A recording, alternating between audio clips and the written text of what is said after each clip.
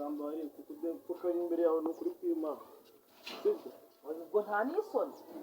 ndabizi urahebutse ariko ntiyarahebutse ubwo nta n'isoni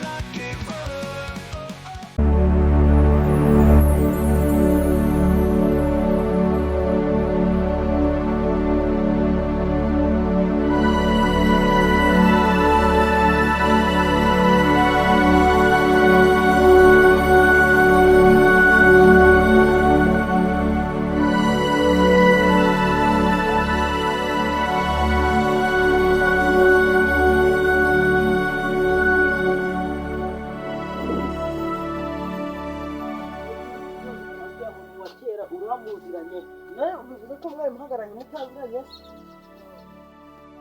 oya ubundi muja gukunda mwabanje kureba ugura ni umusore wo gukunda umuntu we gukoresha imirimo z'agahato yogosha iza kera ku bwa farawo nta n'isoni umuntu afate akaguru ke gasa nk'akintuza nk'akamugiga agushire kubo buriya nka biranje birambabaza mwabuze aho muja ariko si ubundi abashyira nka bariya mubakura ziriya mayibobo zima zigende buriya musigenge murambabaza cyane buriya nje nkubwire ngo umuntu yifate wifate ngo ati ngenda gukundaga undi ati mbere yo kunkunda umanza wanyuze ibirenge ati rwose ndakoze nta n'isoni ese uramuhunga twaye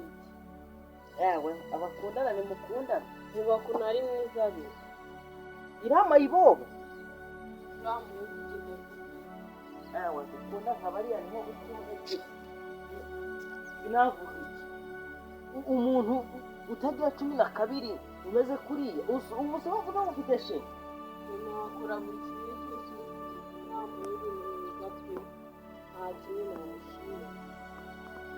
ubwo wavuga ngo wakunze amaguru ge maremare oya nagaruka wakunze iki mwiza wose nakubona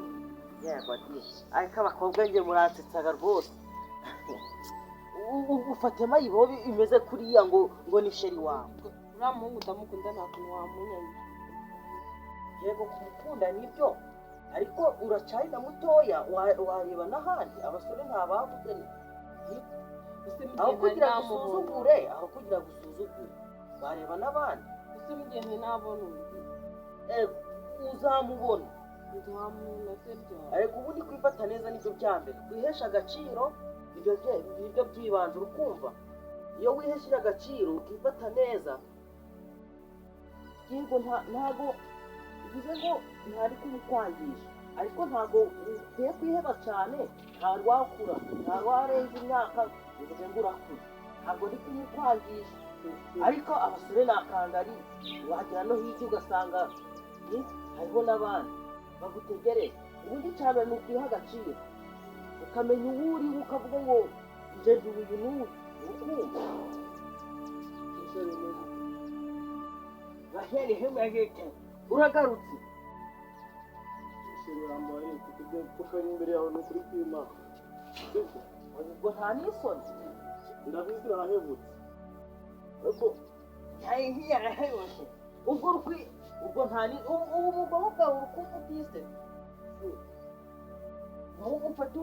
umwana w'umukobwa nyampinga umuterekere no mu maso ubyitunga uramukunda ni ukuri kw'Imana ndabizi ko nahemutse uwo niringiraga ngo ni mwiza kukuruta yambereye mubi nta n'isoni sibyo basi ndagusaba imbabazi mubarana ukuri bane ku mutima bivanye ku mutima se kubambwiye ngo hari icyo andusha genda mukomezanye ibyo andusha bigumana sashi wambare ko ntabwo byakunda buriya nje hari ibintu njaga ndareba